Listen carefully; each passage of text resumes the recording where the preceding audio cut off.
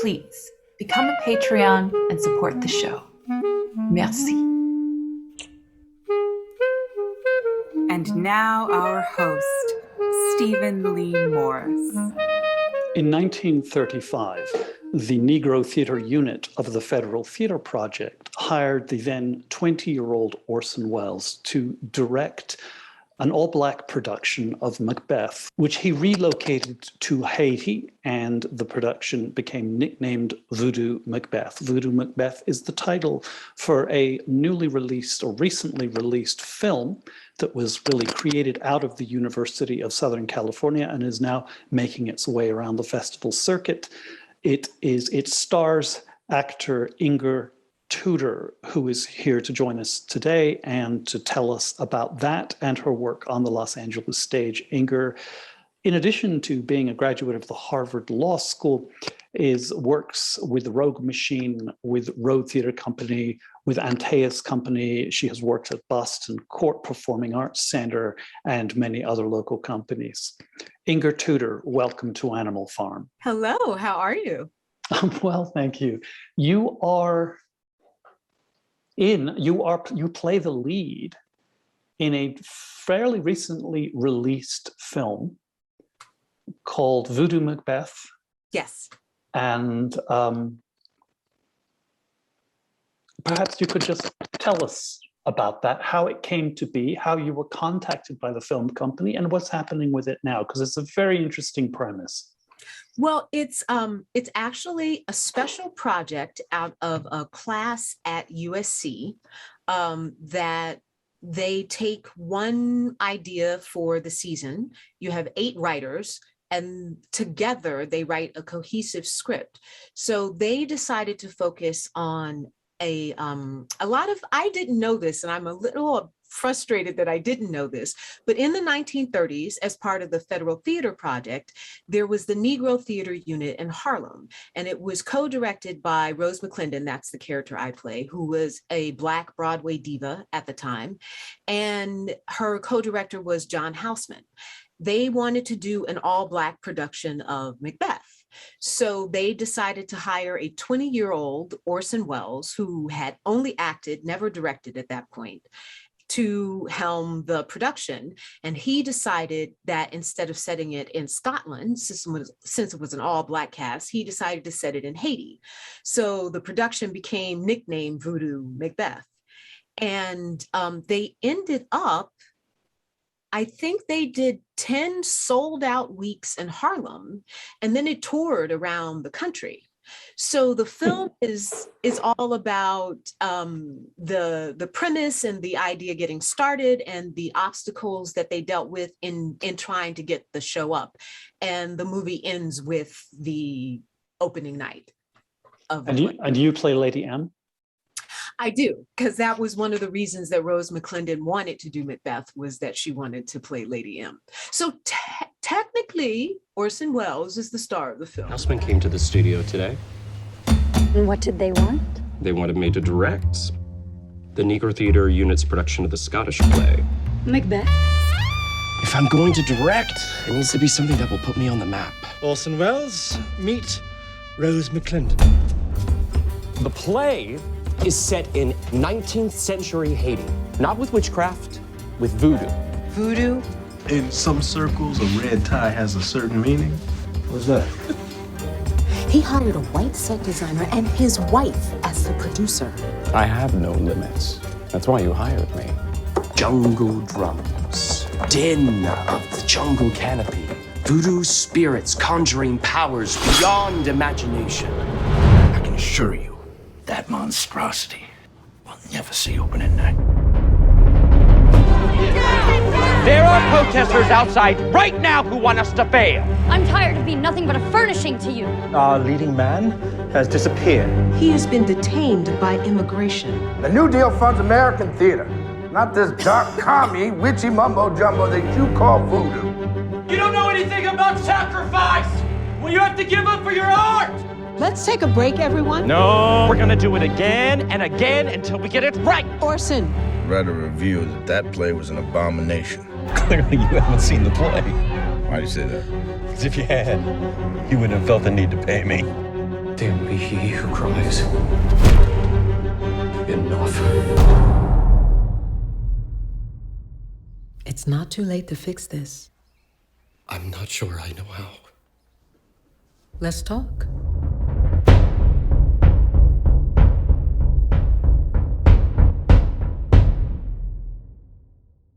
And what the film is being distributed now, and it's been released to various film festivals. Well, here's what's happening Who now. actually produced the film? So it's technically, it's produced by USC, but we had a big grant as well as a lot of in-kind and discounted contributions from Warner Brothers. Yes. So Warner Brothers is in the mix in terms of potential distribution.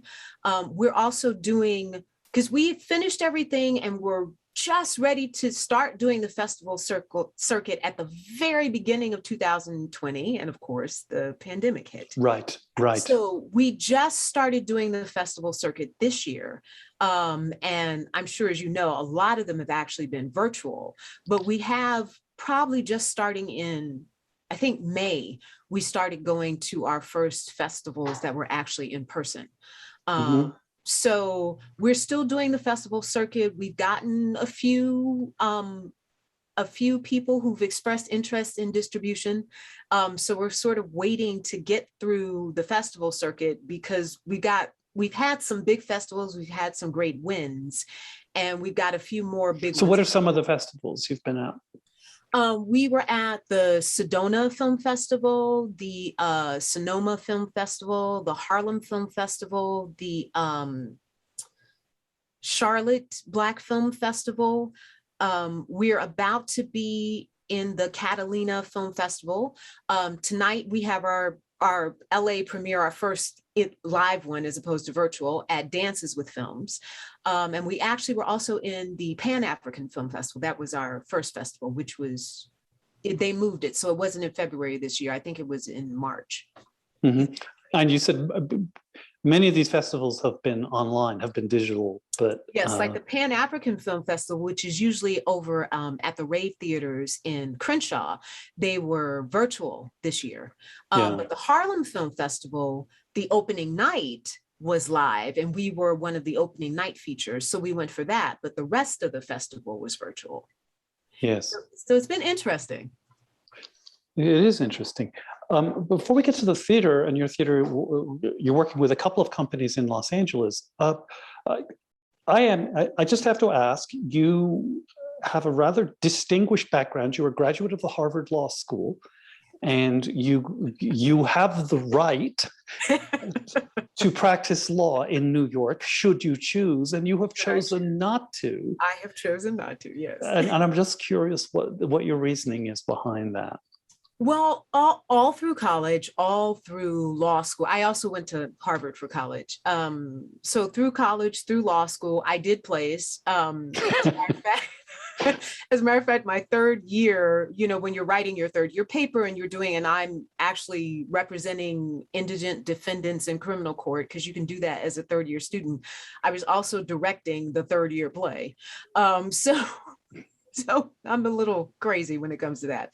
But I ended up graduating. I stayed in Boston to practice in Boston. And my first year of practice, the law firm I was at, we lost half the firm to another firm. And unfortunately, the majority of people who left were in my department. I was a litigator. So there was a woman who would have been up for partner if we had stayed open, who knew that I was acting on the side. And so she said to me, "What do you like about law?" And when I told her, she looked at me and she said, "You like acting in a courtroom. Go act. You're not married. You don't have a mortgage. Do it now, because you don't want to wake up one day, middle-aged, and go, what if, and you can't." And I hadn't thought about it till she said it, but it was one of those light bulb moments, because when she said it that way, I realized I was doing the safe version of what I really wanted to do. Yes. Yes. So I thought about it. I prayed about it. And I was in Boston, and I was already taking some classes on the side. And Boston is a great place to get your SAG card. when you're starting out. So I got my SAG card, and I was licensed in Massachusetts and New York. So once I got my SAG card, I then moved to New York, and sort of had this back and forth relationship for quite some time, doing law-related day jobs while I was pursuing acting. And then when did you come to Los Angeles? I came to Los Angeles near the end of 2000.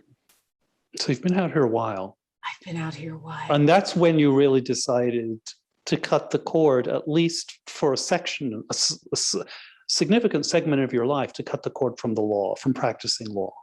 Yes and no. Because you could jump back at any point. Well, here's the thing, though. I'm not licensed out here. Right. So I can't practice out here.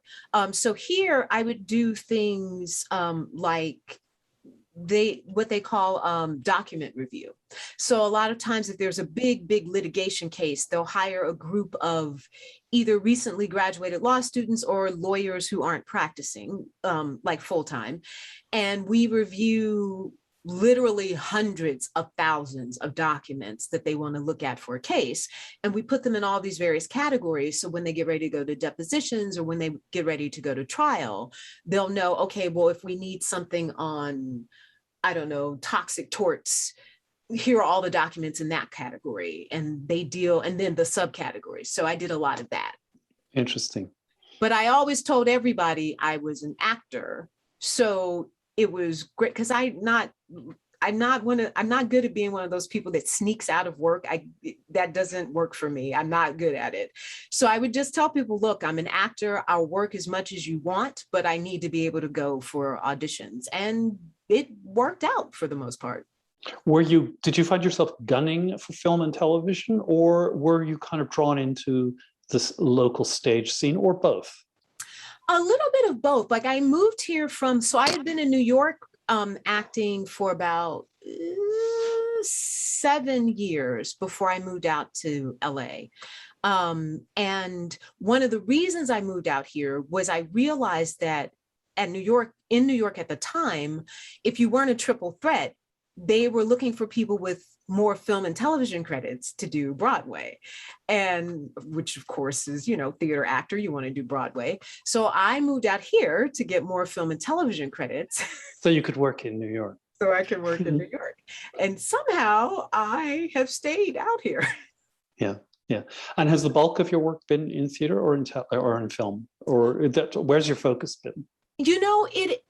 It keeps I'm noticing I seem to go through different stages. So when I first got out here, and for many, many years, most of the paid work was television, with a few films here and there.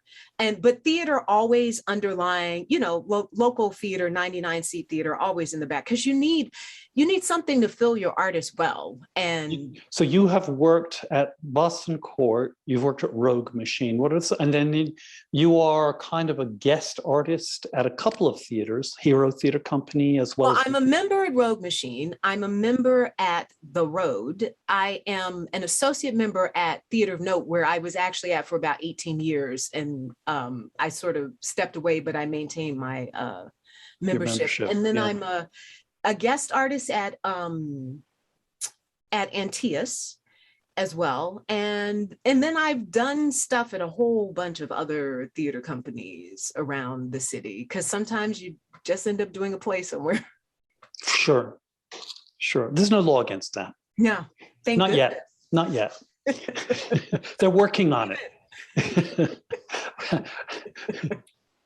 So what have you been doing in the last year? You told me before we started recording that it's been readings heavy, simply because most of the productions have gone on to pause for reasons, for the word we shall not utter. Yes, the reason that 5-letter word. Mm-hmm. Yeah. No, I have. I've been doing a lot of, I've actually been doing a lot more directing, and a lot of it has been virtual, it's been kind of interesting in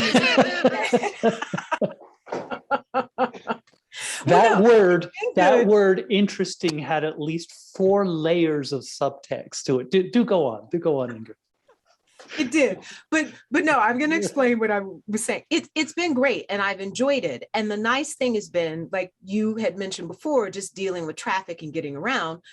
It's the one thing you don't have to worry about, you know. So you don't have to worry about being late to rehearsal. I mean, well, you can still be late, but you know, you don't have to deal with all that. However, the thing that I think most actors would say is you miss the connection of being in the room. Sure.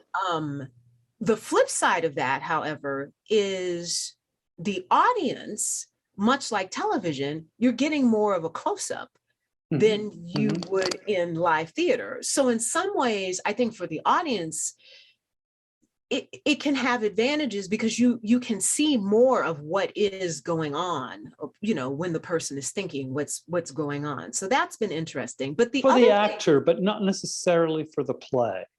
Not necessarily, I would agree with that, not necessarily for the play.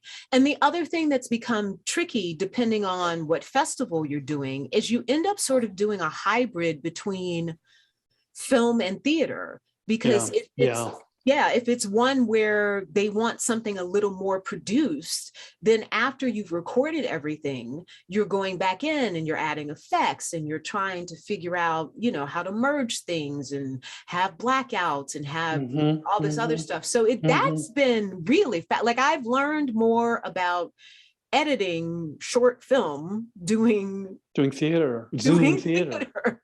Yeah. That's so interesting. That's been fascinating. And then I'll tell you who really has gotten very advanced at it. Actually that was earlier this year. So for the spring semester for the second year playwriting program at USC, I had the opportunity to direct one of the second year playwrights, Zaria O'Neill. It's this beautiful play called Blood of a Hibiscus. And it's about a family that moves from the Virgin Islands to LA. And USC has found this way where they combine, I don't always remember the technical terms, but I think it's normally Q Lab that you do the cues and things in the theater, but they found this way. So you're doing it on Zoom, but you can do the effects live. So you'll have things like a Zoom window will come flying in and then they can move it somewhere else and they'll have like a Zoom window explode, or they'll have these other effects and they're actually doing them like live. So it'll be a Zoom reading live, but with these effects. So that was really the reading itself is recorded, but the effects are live? No, the reading was live and the effects were live, which I didn't know you could do. Okay. Yeah. Okay. I mean, they've had both, but the one I did, the reading was live and they did the effects live. You know what it's like? It's like the very early days of television. Yes. Almost like having a Foley artist and all that. Yeah. When they would do essentially one take live shoots and they would of shows and plays. And that's actually television started with that. So maybe, what's that word? It's so old, it seems like new, you know, that expression. We're there. And you've been working recently. What are some of the readings you've done and what's on the docket? So I've done, wow, I'm trying to think. There really have been a lot. I did, I'm going to be very upset because I can't think of the name of it at the moment. The director was June Carroll. The playwright was Jay-Z Bates. It was with The Vagrancy, and for the life of me, I'm blanking on the name of a play, but we did this wonderful play last year. I also did Agatha by Angela J. Davis at The Road, which was a play about there was a woman who was the president during the Rwandan genocide. She was the president for 36 hours. Yes. That was an amazing play. Again, another story I'd never heard of. Fascinating. I just did a piece by Kermit Frazier called Modern Minstrelsy, about the sort of connection and the conflict between Irish Americans and Black Americans, and also how they've both been sort of discriminated against in the society, and how some of that discrimination is connected, in that their lives have been connected in this country. Those are the ones I can think of off the top of my head. It's going to bug me that I can't remember the other play, but and there have been a few others, but those are the ones that I remember right now. When you get to middle age, you start forgetting things. What's next? What do you right on the horizon now that things? You said you actually attended an in-person reading at Hero Theatre Company recently. You attended it last night, as a matter of fact. and that's it's been described as I think Charles McNulty described it as a minefield going back into the theatre where we want to go in, but everyone's treading very carefully. What was that like, entering an intimate space indoors on the cusp of September 2021? It was, I think it initially was a little bit of what you just said, people treading lightly, sort of wondering how this is going to work. The thing that I thought was really wonderful, Elisa Bocanegra is the artistic director, and she spoke at the beginning and explained they have a black box space, but it's actually a pretty nice size space. So they had maybe half of the seats they would normally have. And she was explaining that they got the HVAC filters, I believe they're called, very much like you would have on a plane. So they were doing that whole thing. Everybody in the audience had to be masked at all times. And as I mentioned to you, I appreciated that someone came over the God mic and reminded people that included having the mask over your nose and mouth, because there can sometimes be a tendency to let it slide down from your nose. But I have to say, I think you can sort of feel that people were a little trepidatious initially, sort of wondering, how is this going to work? But it seemed to work very well. And they were very good about people who had made reservations reserving their seats so that the people who came were sitting in clusters with the people that they came with. So I thought they did a pretty good job. So your take is that cautiously this field may start to open up again. Yes. If we're not stupid. If we're not stupid. And excuse me, I think the other thing is, if you have a true 99 seat theater, or you have a really big space, I think those places are going to be a little bit better. If you really have a small, like 45 seat space, I think that's going to take longer. Yeah. And that was, I think, one of the reasons last night at Hero was great, because the space is fairly big. So you didn't feel the normal, like it can be, which is lovely, which makes it intimate theater, but not when you're dealing with the 5-letter word. And you mentioned there was a kind of social distancing, although it wasn't technical. I was wondering if you could describe how they were doing that. Well, they really, like I said, they had probably half of the seats that they would normally have.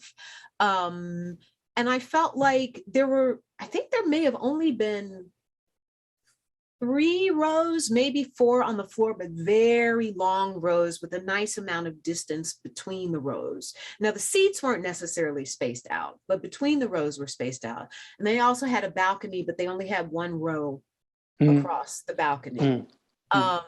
So I think they did a fairly good job of that. And then they made sure they kept everyone out of the theater until they were ready to seat people. They made sure everybody left the theater during intermission. And then the reception was outside. So they, as often as they could, they made sure that people did not stay in the theater. What about seating? Did they seat people in groups, or was everyone clumped together, or? Like I said, they did put people who had reserved in groups. They made sure that they were all next to each other, and the seats were already reserved. So there were only a handful of seats that didn't have signs on them. But we were still next to each other. Yeah. Super. Inger Tudor, thank you so much for joining us. Thank you for having me. Next week, we're joined by actor Leo Marks. Leo has worked at theaters large and small across the region, from the Geffen Playhouse to Theatre at Boston Court to Antaeus Company.